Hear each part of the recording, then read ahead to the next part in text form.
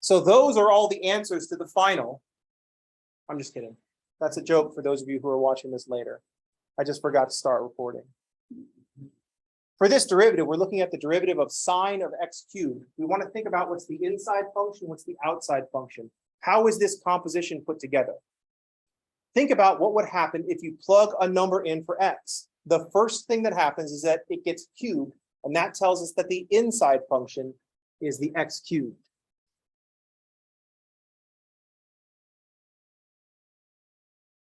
Because I'm not always going to write it in red and green. And that means the outside function is the sine.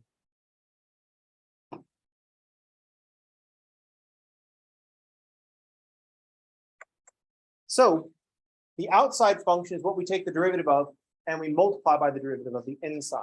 So the derivative of sine of something is how much? Cosine of that thing. We don't change it. And then we multiply by the derivative of the inside.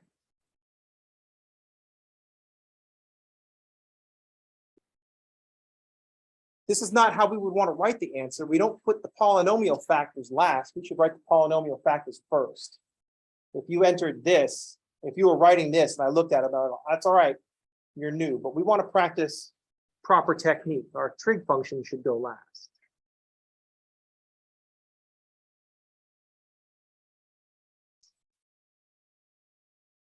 These are the same function, but the second one is better. This is why you don't want me to write multiple choice tests, because I will say in the instructions, choose the best answer, where best is part of it. And I put both of these up there. Cosine of x cubed, 3x squared. And then the next one will be 3x squared times cosine of x cubed. And you're like, well, dude, aren't those the same?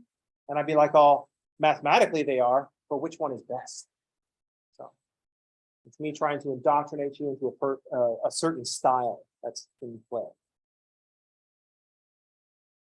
Is that okay? Let's think about what this would look like if I changed the inside and outside functions order. What if I wanted the derivative of sine cubed x? First of all, this is a funky notation that we use for powers of trig functions.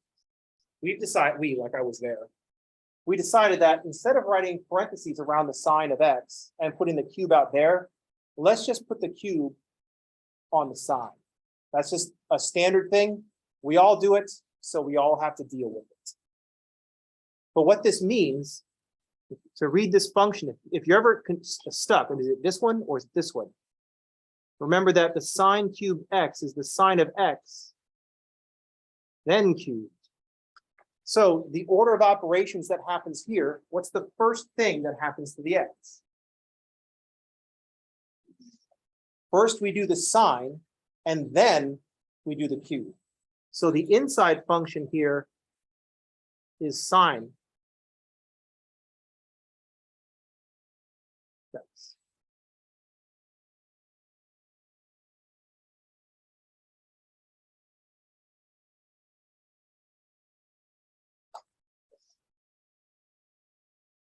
And the outside function is the cube.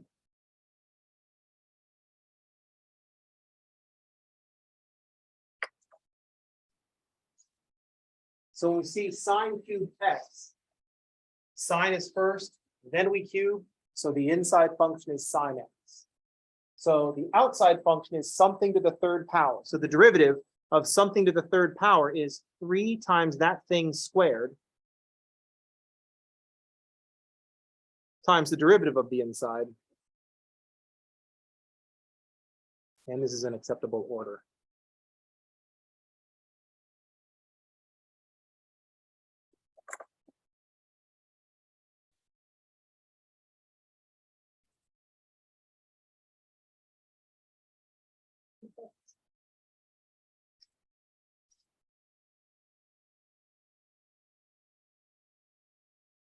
So we just got to practice reading powers of functions. We can stick it next. And when you have a function of this form, like sine, it even works for natural log. That's how we want to read it.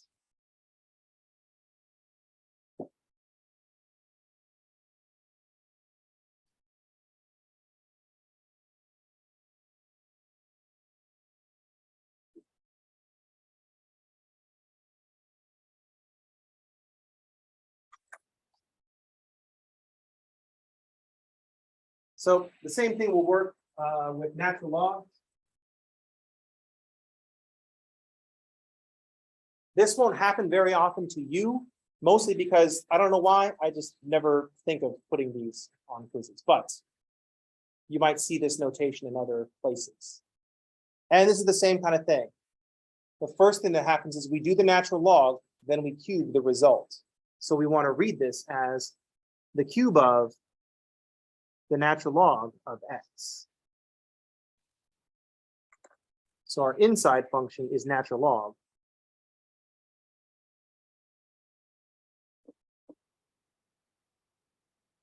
And our outside is the cube.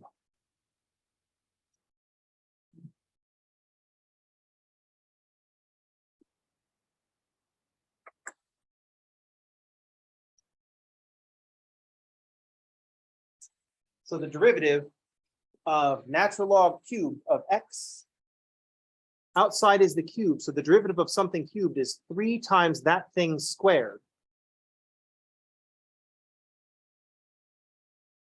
times the derivative of the inside, which is natural log of x. The derivative of natural log of x is 1 over x.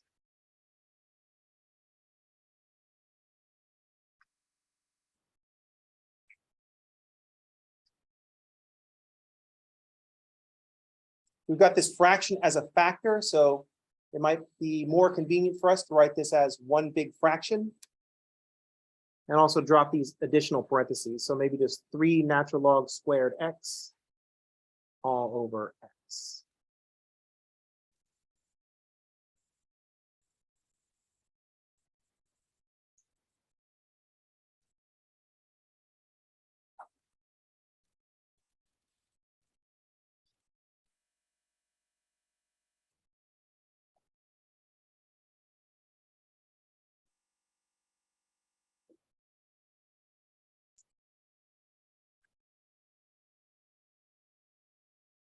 Okay. Yes.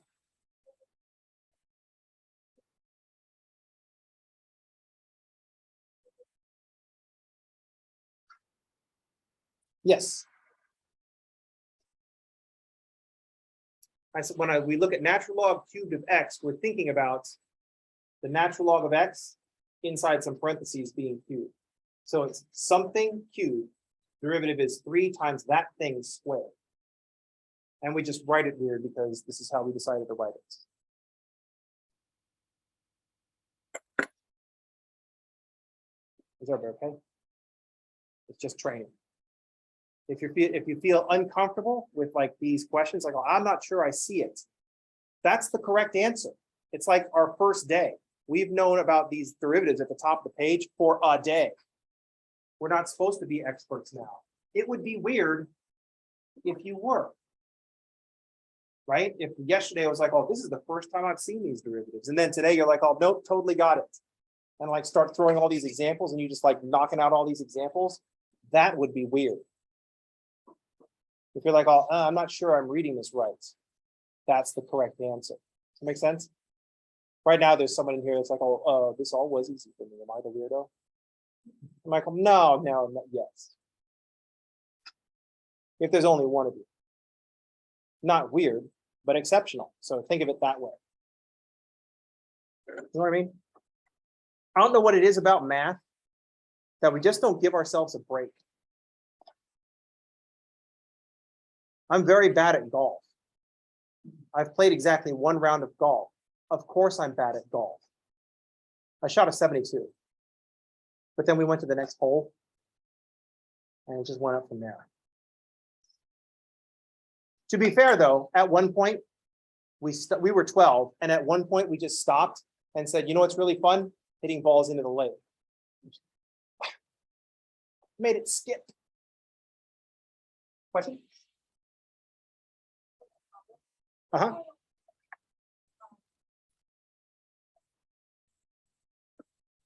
So the x is just when we have natural log, it has to have something after it, right? So it's just that the function is the natural log of x, and so the derivative of x is just 1. The 1 over x is the derivative of the natural log of x. If there was something else going on with this x, then I would have another derivative because the chain rule just keeps going.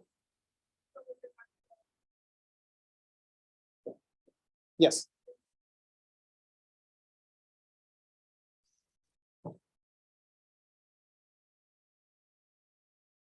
No, we wouldn't be cubing a 1. If the natural log of x is the one that's been plugged in, that's our g of x. Because what this function looks like is, another way to read this would be 3 times the natural log of x squared over x. Because the natural log is our g of x, and the 1 over x is our g prime of x.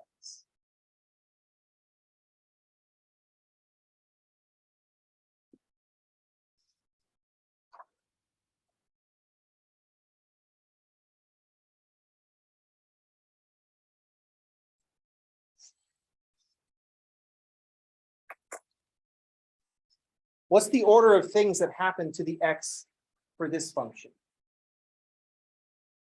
Just reading it as it's written. Derivative as written. First, x gets cubed, then we do the natural log. That's the order of go.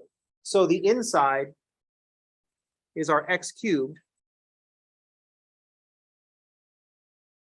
and our outside is natural log of x.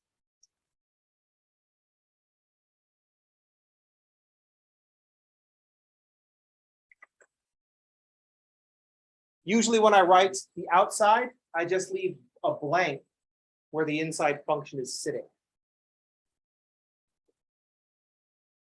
Mostly because that's the way I tend to read these kinds of problems in my mind. I say this is the derivative of natural log of something.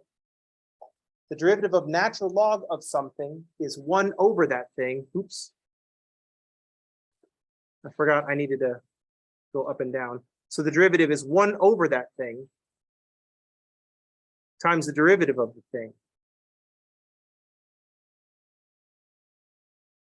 The derivative of natural log of stuff is 1 over stuff times the derivative of stuff. But this is not how I would write the answer. What would I do if I wanted to write the answer?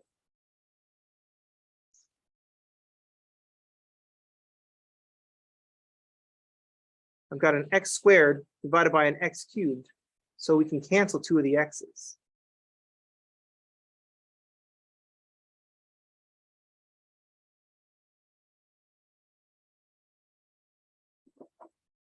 Is that okay? Nothing up my sleeve. Training.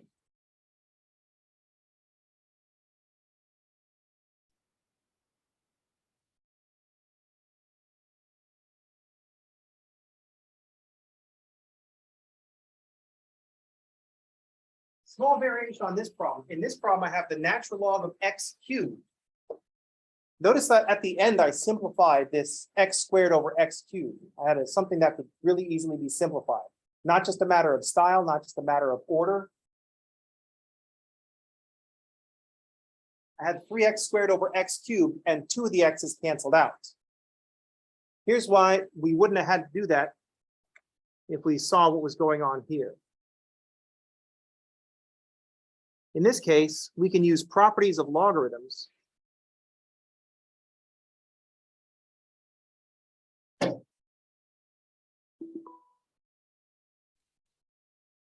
to rewrite this as the derivative with respect to x of 3 natural log of x.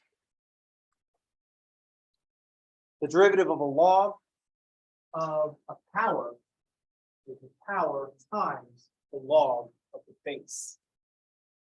The derivative of natural log x cubed can be written as 3 natural log of x. And then instead of using any fancy chain rules, we just have to remember that the derivative of natural log of x is 1 over x.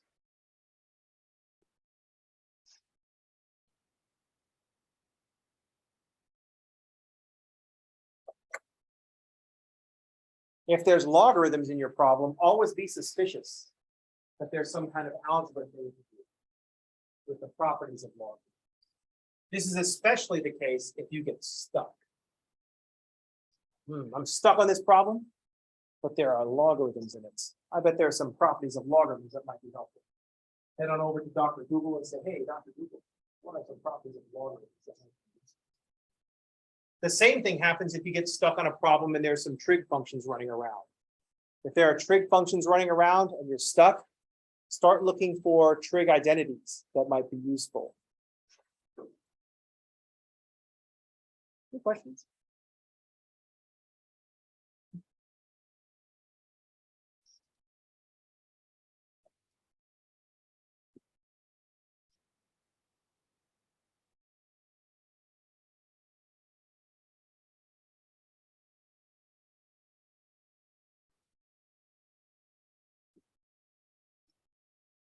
What's the derivative of e to the x again?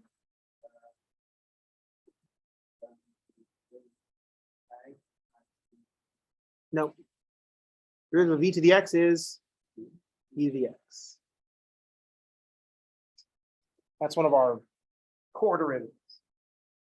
Now I'm going to start messing with it. So what's the derivative of e to the x cubed?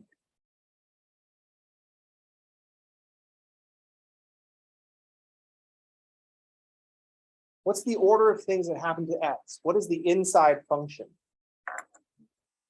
X cubed. The first thing that happens to the x is x cubed. So our inside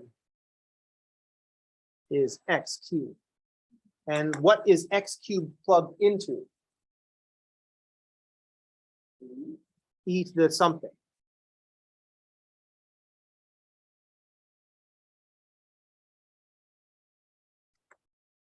So the derivative of the outside, the derivative of e to the something is e to that thing times the derivative of that thing. So the derivative of e to the x cubed is e to the x cubed times the derivative of x cubed, which is 3x squared.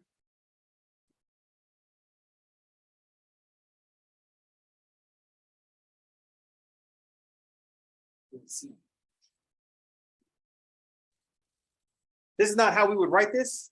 Looks terrible to have our monomials at the end. Our monomials should act like coefficients. Let's move those to the beginning. So although they're the same, it's better to write 3x squared and then e to the x cubed.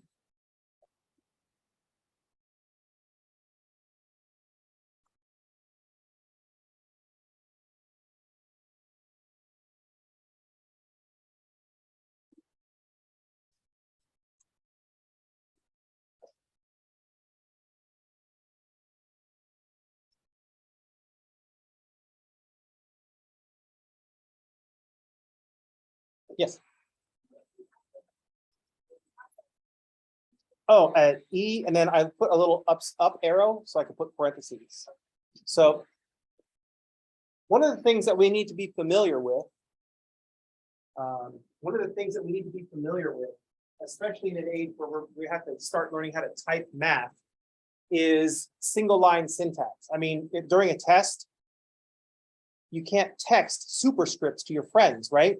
How do you indicate x squared? So we have single line syntax. So the up arrow, so right, x squared, you can read this symbol as to the. So that up arrow indicates an exponent. The chat, reading my mind, said, is this what this would look like if we tried to type it? And this is what it would have to look like if we wanted to type it. We should include, oh, it's kind of blurry. My computer and this projector don't get along. I don't know why. It's like this projector is like, oh, I'm not going to display your old MacBook Pro properly. And my MacBook being all old is like, oh, listen here, you little whippersnapper. Stop giving me this lousy resolution. And the projector is like, oh, I've seen your teacher's eyesight prescription. He can't tell the difference anyway. Yeah. I thought my eyesight was bad until one day I accidentally put my wife's contacts in. And I thought I had put 2 contacts in each eye. I'm like, oh, whoa. I was like looking into the future. It was weird. Yes, that's what I meant. This is the answer. That's how you would have to type it. So that the little arrow pointing up, shift 6 is where you find it on most keyboards, is how you indicate an exponent. So if you wanted to write this, I wrote 3 instead. I spelled 2 wrong. What the heck? I have a very strange written accent. Sometimes when I write, I say 2, but it writes 3. Who knows? If I wanted to write 3x squared e to the x cubed, I would be 3x squared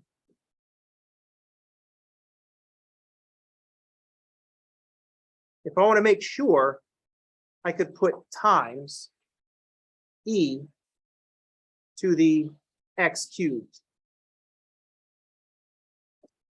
Because they're all being cubed, because the x is being cubed and that's all the exponents, we can stack up our exponents. Notice how the exponents just look stacked up over here.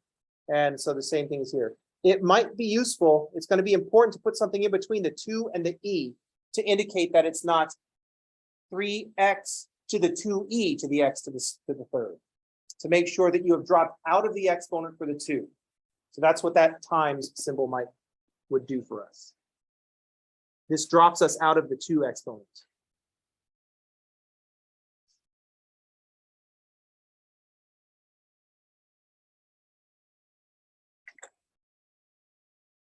Otherwise, if we just jam those 2 things together, someone might read it as e to the 2e to the x to the third. Any questions? How's everybody okay? Another good way to do it would be to use parentheses to make sure your order of operations is in play.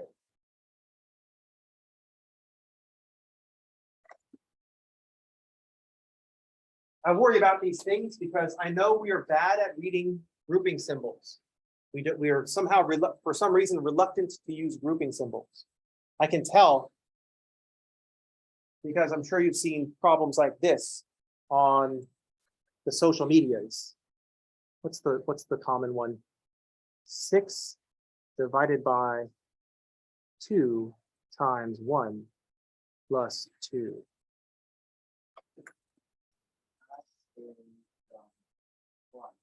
No, it is 9.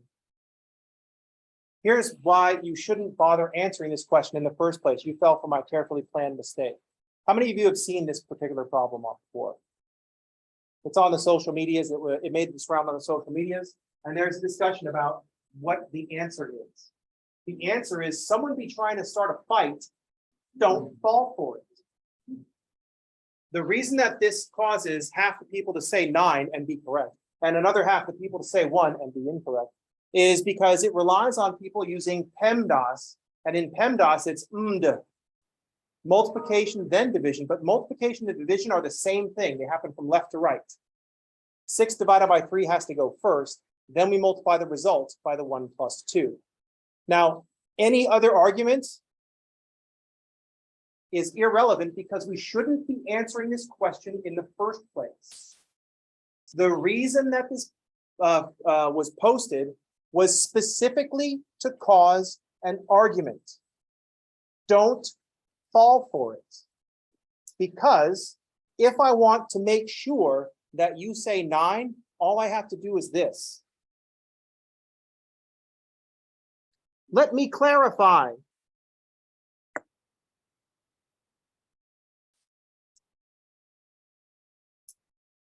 Now, no question, the answer is most definitely 9.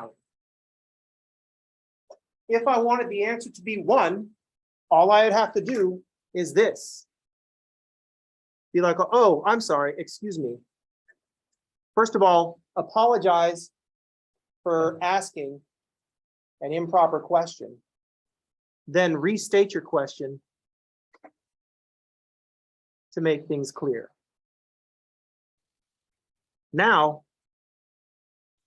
the answer is most definitely 1. Any other argument is just feeding into the fight. The person that posted this should be blocked because they're trying to cause a fight. They don't care whether you think it's 9 or 1. They know that half of your friends think it's 9, the other half will think it 1, and you'll start fighting. Especially if you have public profiles, which is a bad idea, but there it is. and strangers will come along and start yelling at you because you can't punch people through the screen.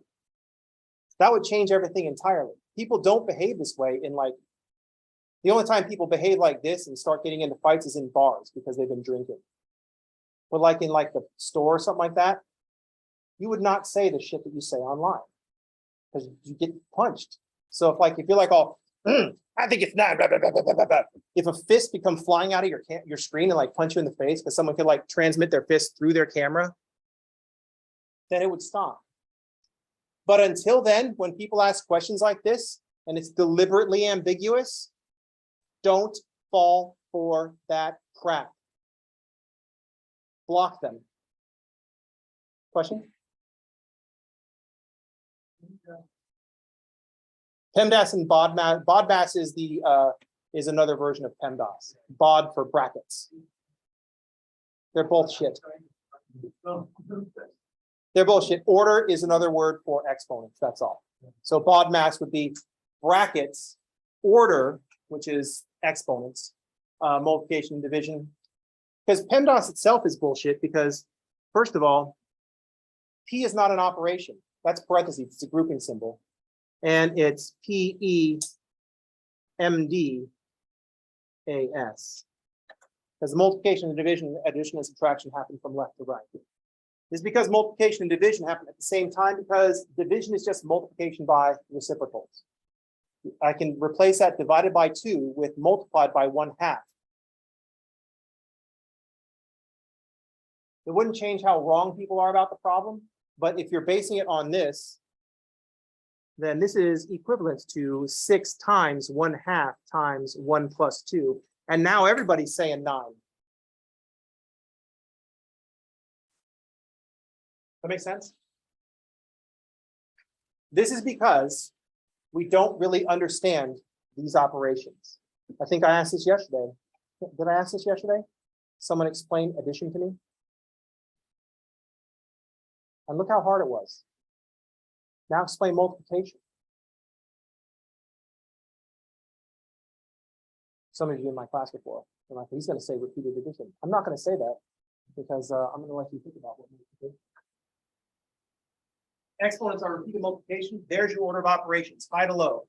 Repeated multiplication, exponents before multiplication, which is repeated addition, which happens before addition. That's your hierarchy. And if you want to change that, it's not an operation to change it. You throw in some grouping symbols to change the order of operations. Any questions?